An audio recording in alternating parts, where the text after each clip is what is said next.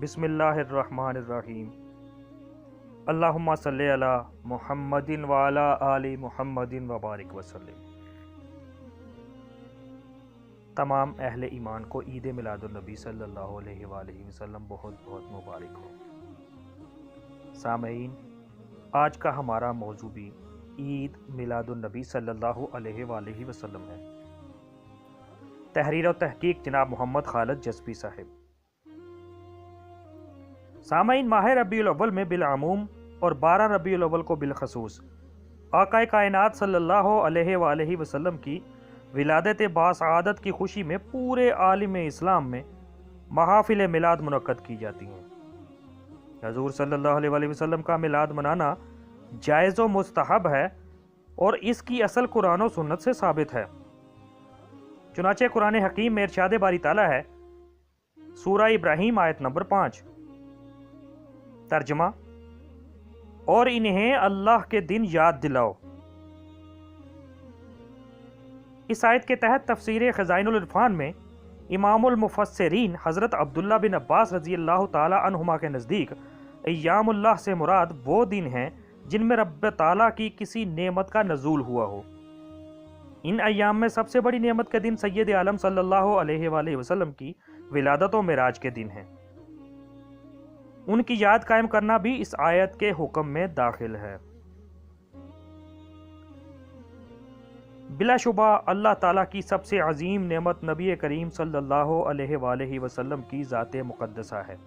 چنانچہ سورہ آل عمران میں آیت نمبر 164 اللہ کریم ارشاد فرماتا ہے، ترجمہ: بے شک اللہ کا بڑا احسان ہوا مسلمانوں پر کہ ان میں انہی میں سے ایک رسول بھیجا۔ حضور آقا کریم صلی اللہ علیہ وآلہ وسلم تو وہ عظیم نعمت ہے کہ جن کے ملنے پر رب تعالیٰ نے خوشیاں منانے کا حکم بھی دیا ہے۔ چنانچہ سورہ یونس آیت نمبر 58، ترجمہ: اے حبیب، تم فرماؤ یہ اللہ ہی کے فضل اور اسی کی رحمت سے ہے، اور انہیں چاہیے کہ خوشی کریں، وہ خوشی منانا ان کے سب دھن و دولت سے بہتر ہے۔ ایک اور مقام پر سورہ والضحیٰ آیت نمبر 11 میں اللہ کریم ارشاد فرماتا ہے، ترجمہ: اور اپنے رب کی نعمت کا خوب چرچا کرو۔ خلاصہ یہ ہے کہ عید میلاد منانا لوگوں کو اللہ تعالیٰ کے دن یاد دلانا بھی ہے، اس کی نعمت عظمیٰ کا چرچا کرنا بھی ہے، اور اس نعمت کے ملنے کی خوشی منانا بھی ہے۔ اگر ایمان کی نظر سے قرآن و حدیث کا مطالعہ کیا جائے تو سامعین معلوم ہوگا کہ ذکر میلاد مصطفیٰ صلی اللہ علیہ وآلہ وسلم اللہ تعالیٰ کی سنت بھی ہے اور رسول اللہ صلی اللہ علیہ وآلہ وسلم کی سنت بھی۔ اس حوالے سے سورہ آل عمران کی آیت نمبر 81 بھی ملاحظہ کیجئے۔ رب ذوالجلال نے کم و بیش 1,24,000 انبیاء کرام کی محفل میں اپنے حبیب لبیب صلی اللہ علیہ وآلہ وسلم کی آمد اور فضائل کا ذکر فرمایا۔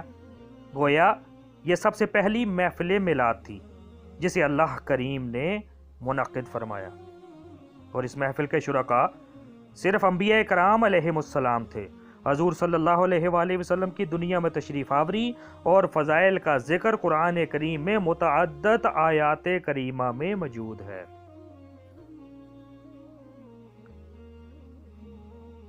رسول معظم صلی اللہ علیہ وآلہ وسلم کے مبارک زمانہ کی چند محافل کا ذکر ملاحظہ فرمائیے۔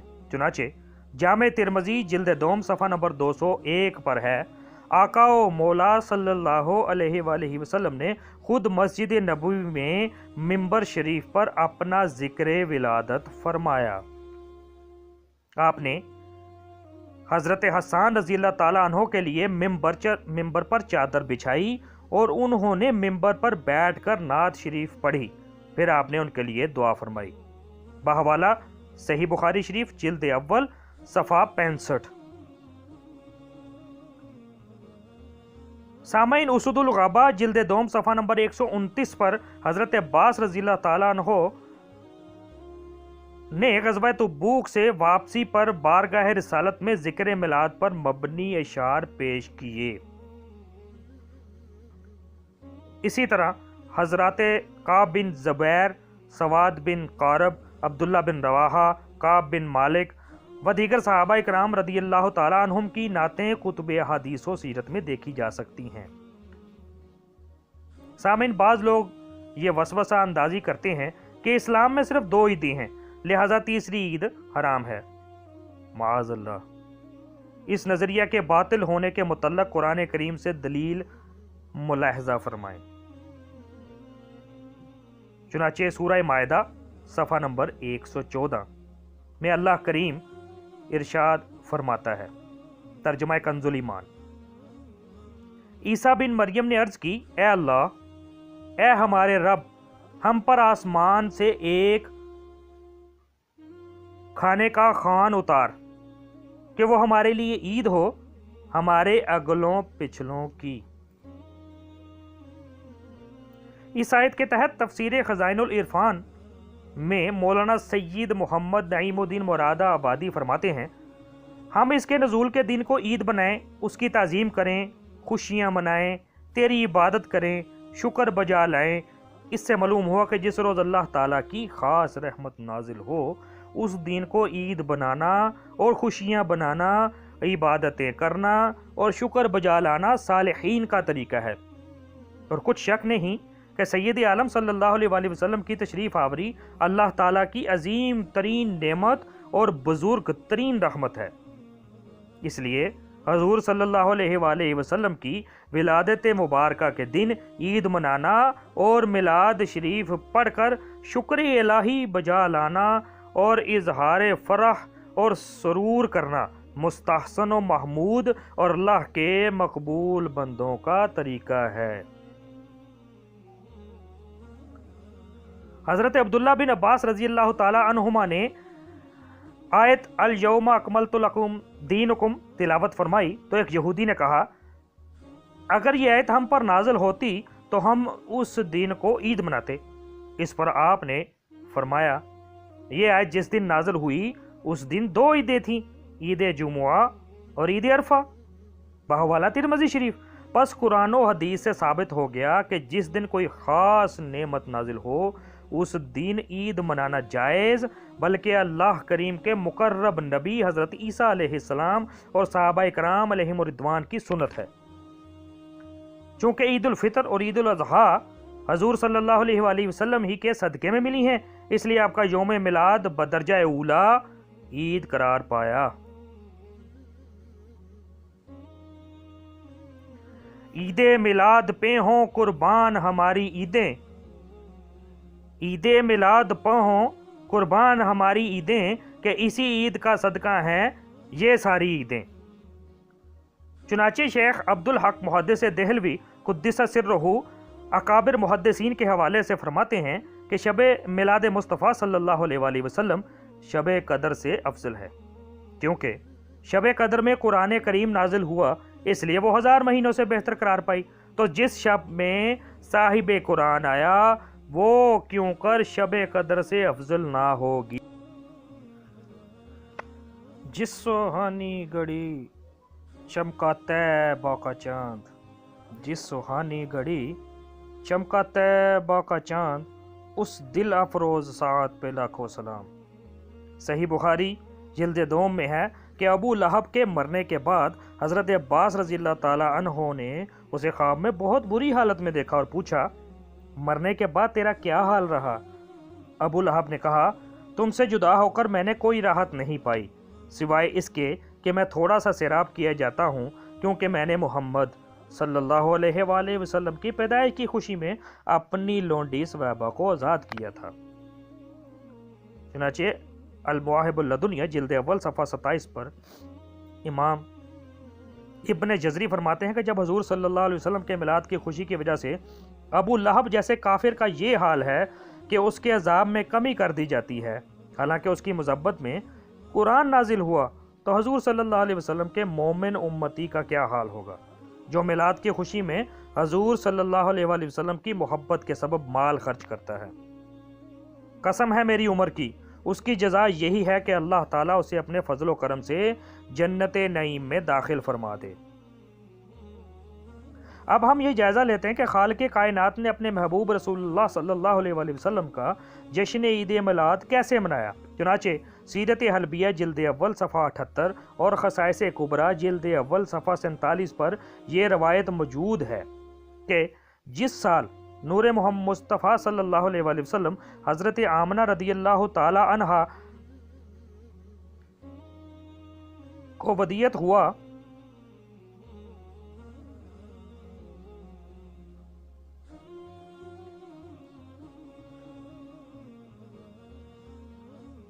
وہ سال فتح، نصرت، تر و تازگی اور خوشحالی کا سال کہلایا۔ اہل قریش اس سے قبل معاشی بدحالی اور قحط سالی میں مبتلا تھے۔ حضور صلی اللہ علیہ وآلہ وسلم کی ولادت کی برکت سے اس سال رب کریم نے ویران زمین کو شادابی اور ہریالی عطا فرمائی، سوکھے درخت پھلوں سے لد گئے اور اہل قریش خوشحال ہو گئے۔ اہل سنت اسی مناسبت سے میلاد مصطفیٰ صلی اللہ علیہ وآلہ وسلم کی خوشی میں اپنی استطاعت کے مطابق کھانے، شیرینی اور پھل وغیرہ تقسیم کرتے ہیں۔ عید میلاد النبی صلی اللہ علیہ وسلم کے موقع پر شمع رسالت کے پروانے چراغاں بھی کرتے ہیں۔ اس کی اصل مندرجہ ذیل احادیث مبارکہ ہیں۔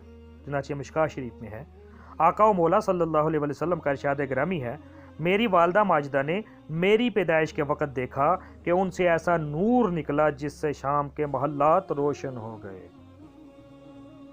اسی طرح طبقات ابن سعد جلد اول صفحہ 102 اور سیرت حلبیہ جلد اول صفحہ 91 پر حضرت آمنہ رضی اللہ تعالی عنہا کا فرمان ہے، جب آپ صلی اللہ علیہ وسلم کی ولادت ہوئی تو ساتھ ہی ایسا نور نکلا جس سے مشرق سے مغرب تک ساری کائنات روشن ہو گئی۔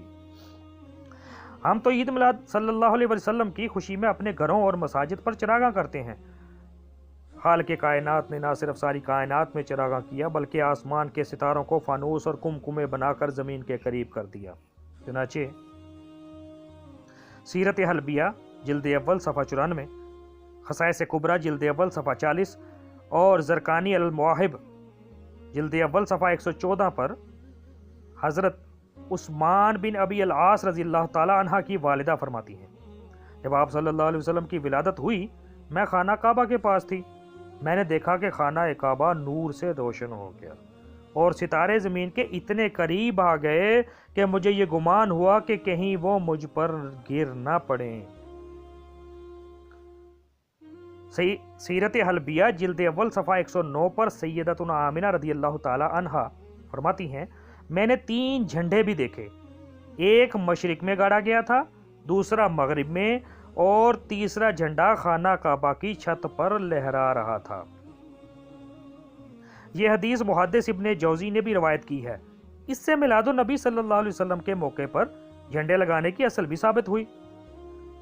سامعین، عید میلاد النبی صلی اللہ علیہ وسلم کے موقع پر جلوس بھی نکالا جاتا ہے اور نعرہ رسالت بلند کیے جاتے ہیں۔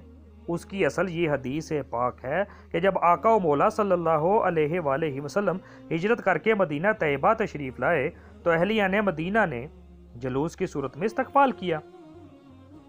چنانچہ صحیح مسلم جلد 2 باب الہجرہ میں درج ہے، حدیث شریف میں ہے کہ مرد اور عورتیں گھروں کی چھتوں پر چڑھ گئیں اور بچے اور خدام گلیوں میں پھیل گئے۔ یہ سب با آواز بلند کہہ رہے تھے، یا محمد یا رسول اللہ، یا محمد یا رسول اللہ صلی اللہ علیہ وآلہ وبارک وسلم۔ سامعین، جشن عید میلاد النبی صلی اللہ علیہ وسلم کی شرعی حیثیت بیان کرنے کے بعد اب چند تاریخی حوالہ جات پیش خدمت ہیں جن سے ثابت ہو جائے گا کہ محافل میلاد کا سلسلہ عالم اسلام میں ہمیشہ سے جاری ہے۔ چنانچہ کتاب المیلاد النبوی میں صفحہ 5 پر محدث ابن جوزی رحمہ اللہ متوفہ 597 ہجری فرماتے ہیں، مکہ مکرمہ، مدینہ طیبہ، یمن، مصر، شام اور تمام عالم اسلام کے لوگ مشرق سے مغرب تک ہمیشہ سے حضور اکرم صلی اللہ علیہ وسلم کی ولادت باسعادت کے موقع پر محافل میلاد کا انعقاد کرتے چلے آ رہے ہیں۔ ان میں سب سے زیادہ اہتمام آپ صلی اللہ علیہ وسلم کی ولادت کے تذکرے کا ہی کیا جاتا ہے اور مسلمان ان محافل کے ذریعے اجر عظیم اور بڑی روحانی کامیابی پاتے ہیں۔ فتاوی حدیثیہ صفحہ نمبر 129 پر امام ابن حجر شافعی رحمۃ اللہ علیہ متوفہ 52 ہجری کے حوالے سے نقل ہے، محافل میلاد و اذکار اکثر خیر ہی پر مشتمل ہوتی ہیں، کیونکہ ان میں صدقات، ذکر الہی اور بارگاہ نبوی میں صلی اللہ علیہ وآلہ وسلم میں درود و سلام پیش کیا جاتا ہے۔ امام جلال الدین سیوطی رحمۃ اللہ علیہ متوفہ 911 ہجری، حسن المقاصد فی عمل المولود، صفحہ نمبر 199 پر فرماتے ہیں، میرے نزدیک میلاد کے لیے اجتماع، تلاوت قرآن، حیات طیبہ کے واقعات اور میلاد کے وقت ظاہر ہونے والی علامات کا تذکرہ ان بدعات حسنہ میں سے ہے جن پر ثواب ملتا ہے، کیونکہ اس میں حضور صلی اللہ علیہ وسلم کی تعظیم اور آپ کی ولادت پر خوشی کا اظہار ہوتا ہے۔ مواہب اللدنیہ جلد اول صفحہ 27 پر امام قسطلانی شارح بخاری رحمۃ اللہ علیہ متوفہ 923 ہجری فرماتے ہیں، ربیع الاول میں تمام اہل اسلام ہمیشہ سے میلاد کی خوشی میں محافل منعقد کرتے رہے ہیں۔ محفل میلاد کی یہ برکت مجرب ہے کہ اس کی وجہ سے سارا سال امن سے گزرتا ہے اور ہر مراد جلد پوری ہوتی ہے۔ اللہ تعالیٰ اس شخص پر رحمت نازل فرمائے جس نے ماہ میلاد کی ہر رات کو عید بنا کر ایسے شخص پر شدت کی جس کے دل میں مرض بغض و عناد ہے۔ شاہ عبد الرحیم محدث دہلوی رحمۃ اللہ علیہ، والد گرامی شاہ ولی اللہ محدث دہلوی رحمۃ اللہ علیہ متوفہ 1176 ہجری، کتاب الدار السمین میں فرماتے ہیں کہ میں ہر سال میلاد شریف کے دنوں میں کھانا پکوا کر لوگوں کو کھلایا کرتا تھا۔ ایک سال قحط کی وجہ سے بنے ہوئے چنوں کے سوا کچھ میسر نہ ہوا، میں نے وہی چنے تقسیم کر دیے۔ رات کو خواب میں آقا و مولا صلی اللہ علیہ وآلہ وسلم کی زیارت سے مشرف ہوا تو دیکھا کہ وہی بنے ہوئے چنے سرکار دو عالم صلی اللہ علیہ وآلہ وسلم کے سامنے رکھے ہوئے ہیں اور آپ بے حد خوش اور مسرور ہیں۔ سبحان اللہ۔ سامعین، ان دلائل و براہین سے ثابت ہو گیا کہ میلاد النبی صلی اللہ علیہ وآلہ وسلم کی محافل منعقد کرنے اور میلاد کا جشن منانے کا سلسلہ امت مسلمہ میں صدیوں سے جاری ہے۔